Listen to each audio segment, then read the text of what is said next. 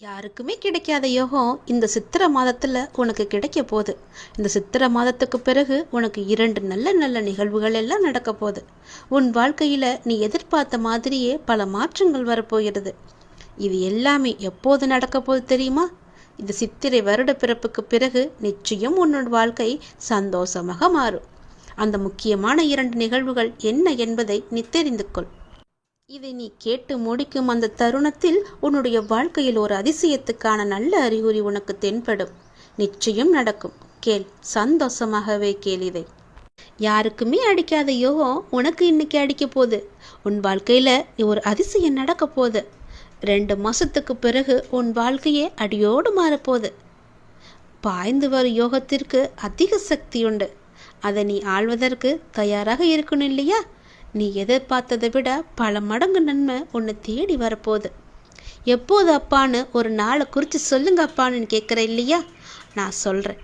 சித்திரை மாதம், அதாவது தமிழ் புத்தாண்டு அன்று உனக்கு ஒரு நல்ல விஷயம் கேள்விப்பட போகிறாய். அதன் மூலம் 2 மாதத்திற்கு பிறகு உனக்கான சக்தி அதிகமாக கிடைக்கப் போகிறது. அதிசயம் நடக்கப் போகிறது. உன் வாழ்க்கை அடியோடு மாறப்போகிறது.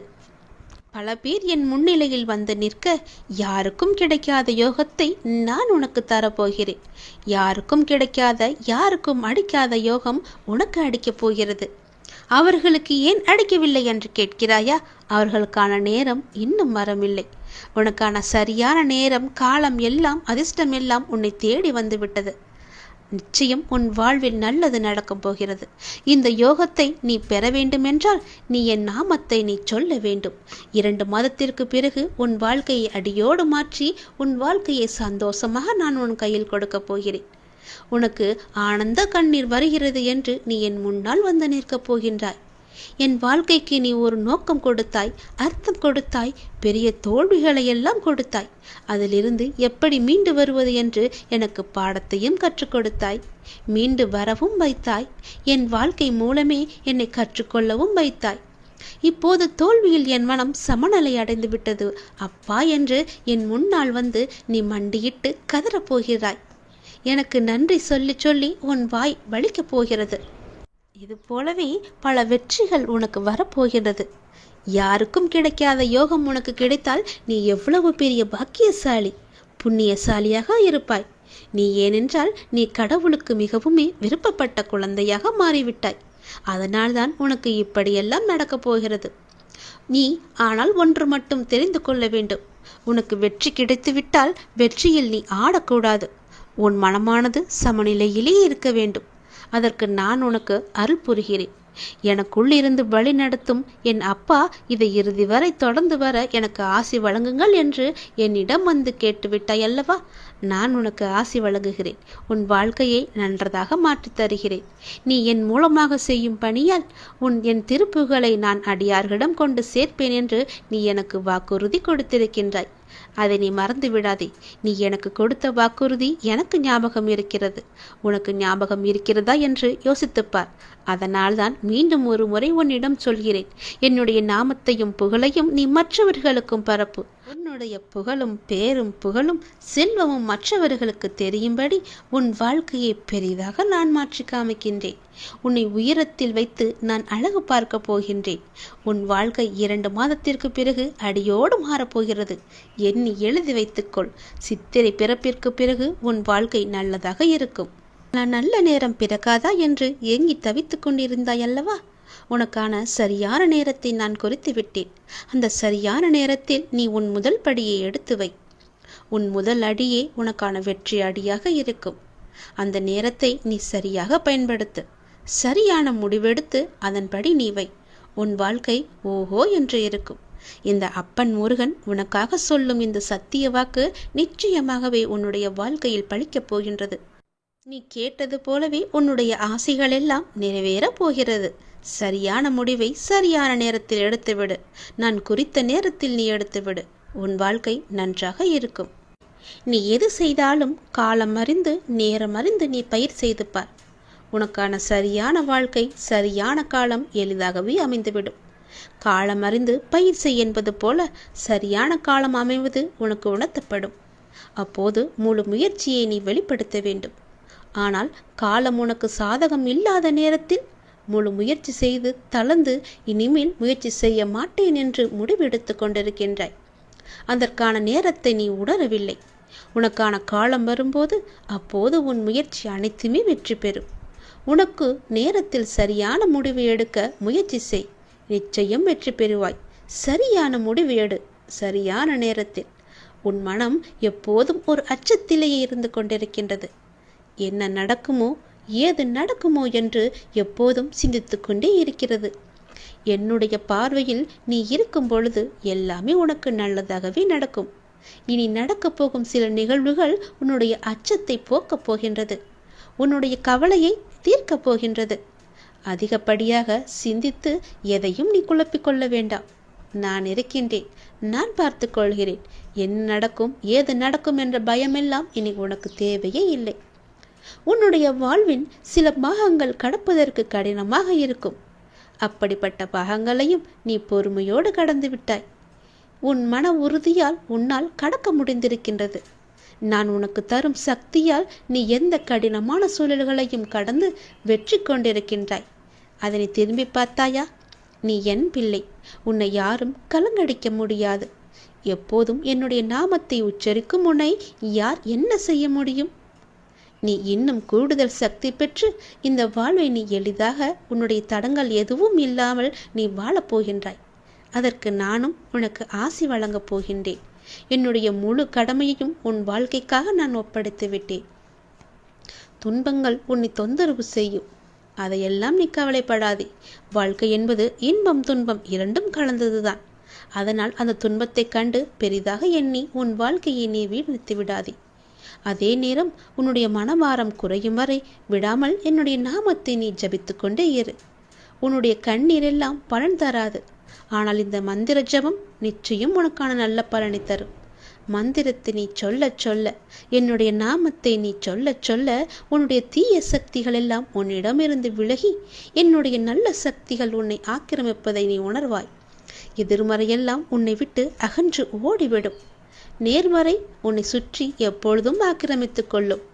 எதிர்மறையை உனக்குள்ளே எப்போதும் அண்டவிடாது. உன்னுடைய துன்பங்களால் உன்னை ஒன்றும் செய்ய முடியாமல் போகும். அது வேறு ஒரு நபரை தேடி சென்று கொண்டே இருக்கும். ஏற்கனவே நான் சொல்லிவிட்டேன், உன்னுடைய துன்பமானது இன்னொரு நபரை தேடி சென்று விட்டது என்று. இந்த நொடியும் சொல்கிறேன், உன்னுடைய துன்பத்தை உன்னிடமிருந்து தூர உரத்த வேண்டுமென்றால், அது வேறொரு நபரை தேடி செல்லவென்றால், உன் மனதை நீ எப்பொழுதும் மகிழ்ச்சியாக வைத்துக்கொள்ள வேண்டும், சந்தோஷமாக வைத்துக்கொள்ள வேண்டும். அந்த துன்பமே உன்னை பார்த்து பயந்து ஓடும்படி நீ வைத்துக்கொள். உன் வாழ்க்கை நன்றாக இருக்கும். நீ கேட்ட உதவியை நான் உனக்கு கொடுக்கப் போகின்றேன். எந்த திசையிலிருந்து வரும் என்று நான் சொல்வதை வைத்து நீ தெரிந்து கொள். ஆனால் அந்த உதவி மூலம் உன்னுடைய வாழ்க்கையே அடியோடு சந்தோஷமாக மாறப்போகிறது. நீ மகிழ்ச்சியான வாழ்க்கையை கேட்டாய் அல்லவா? அந்த உதவியை நீ உதாசீனப்படுத்தாமல் பத்திரமாக வைத்து கொள்ள வேண்டும். உதாசீனப்படுத்தி விடாதே.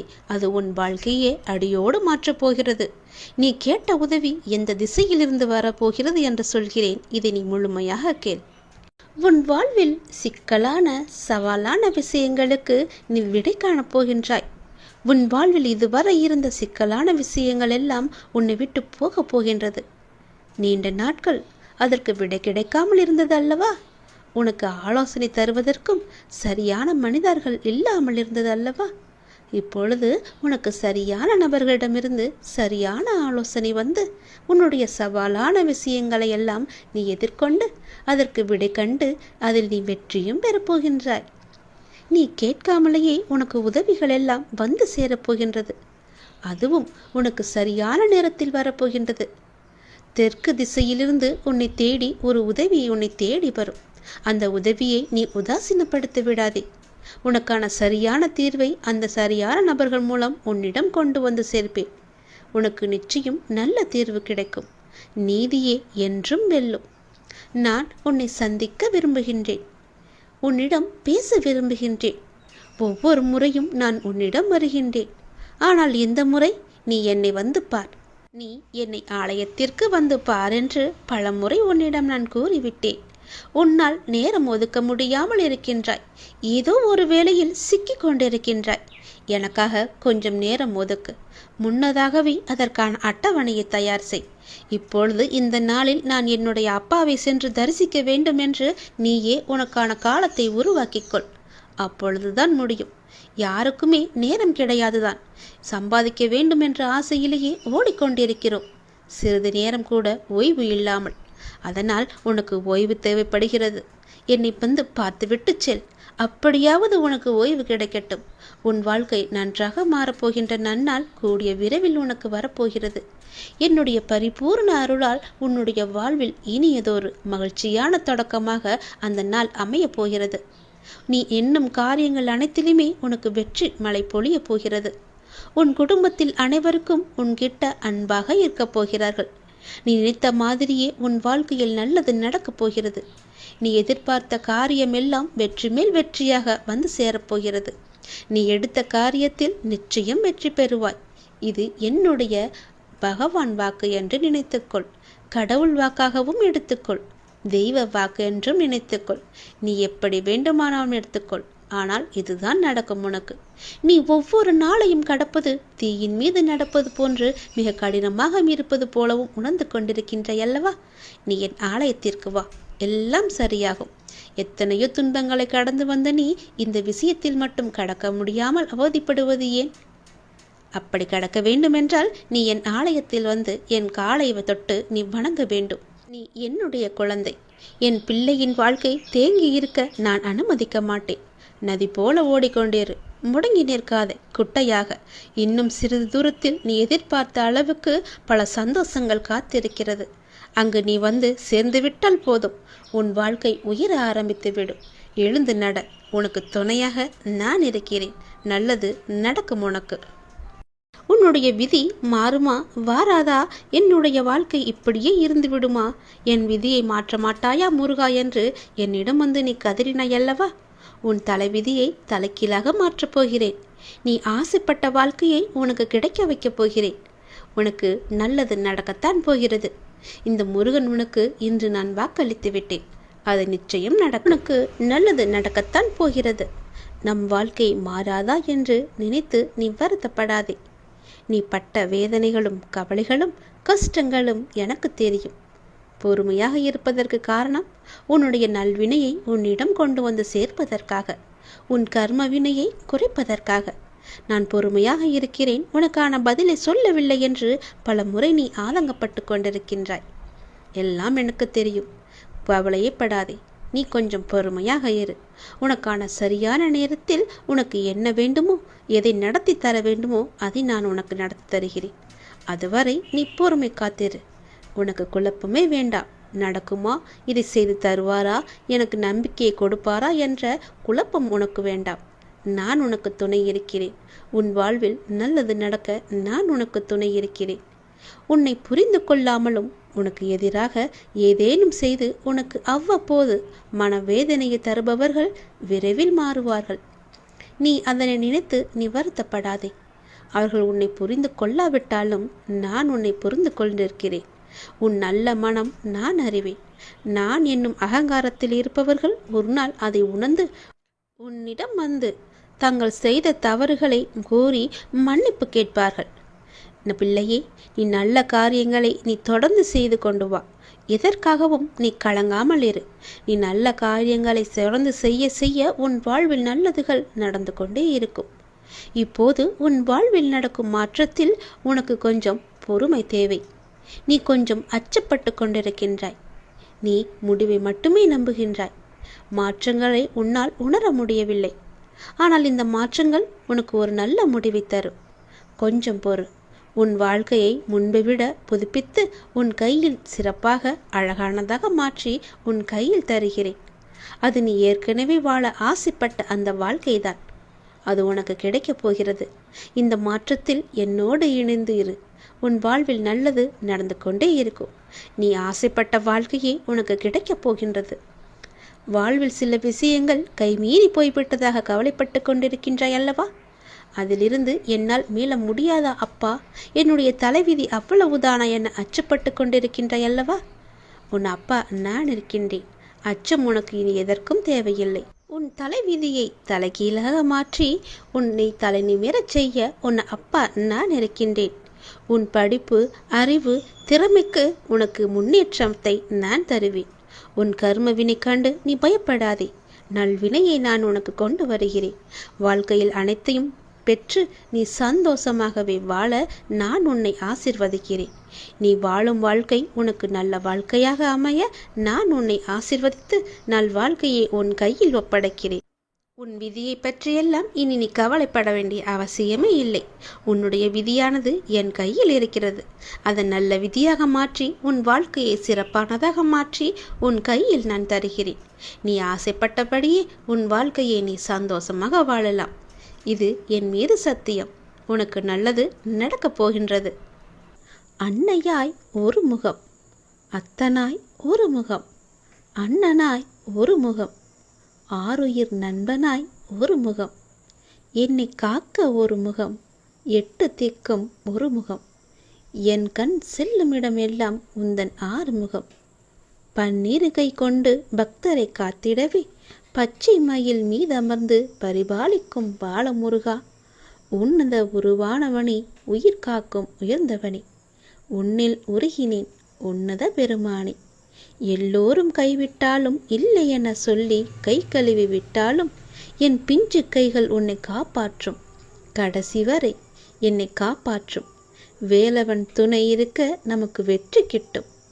தங்கள் அனைவருக்கும் இந்த நாள் ஒரு பொன்னாளாக மிளரவும் செய்யும் அனைத்து காரியங்களிலும் சித்தியடையவும் கந்த பெருமானை பிரார்த்தித்துக் கொள்ளுங்கள். கந்தா சரணம், சண்முகா சரணம், ஓம் சரவண பவ, ஓம் முருகா போற்றி என்று சொல்லிக்கொண்டே வாருங்கள். துவண்டு விடாதீர்கள், விகுண்டு எழுதுங்கள். சண்முகா சரணம் என்று ஒரே ஒரு முறை பதிவிடுங்கள். உங்கள் வாழ்க்கை ஓஹோ என்று இருக்கும். உன்னை கெடுக்க பலர் இருந்தாலும் அதே இடத்தில் உனக்காக ஒருவனை நான் நிறுத்தி காமிப்பேன். எனது தீவிர பக்தனை ஒருபோதும் நிலைகுலைய நான் விடமாட்டேன். உனக்காக எந்த ரூபத்திலும் வந்து 1000 கரம் கொண்டு உன்னை நான் காப்பேன். நிச்சயம் உன் வாழ்க்கையில் பல நல்லதுகள் நடக்கும். ஓம் முருகா போற்றி, ஓம் சரவண பவ. உன்னுடைய வாழ்க்கையில் எதிர்பாராத ஒரு அதிர்ஷ்டம் உனக்கு அடிக்கப் போகிறது. நீ சற்றும் எதிர்பாராத நேரத்தில் அது நடக்கப் போகிறது. மிக பெரிய மாற்றம் வந்து உன் வாழ்க்கையை அழகானதாக மாற்றப் போகிறது. நீ நினைத்த விஷயங்கள் எல்லாம் உனக்கு வெற்றி மேல் வெற்றியாக கிடைக்கப் போகிறது. நீ இழந்ததை மீண்டும் உனக்கு தரப்போகிறேன். நீ வாழ்வில் தொலைத்த ஒன்று உனக்கு கிடைக்கப் போகின்றது. அது எதுவாக வேண்டுமானாலும் இருக்கலாம். ஒரு பொருளாக கூட இருக்கலாம். நீ விட்ட உறவாக கூட இருக்கலாம். உன் உடல் ஆரோக்கியமாக கூட இருக்கலாம். நீ தொலைத்த நிம்மதியாக கூட இருக்கலாம். உனக்கு கிடைக்காத சந்தோஷமாக கூட இருக்கலாம்.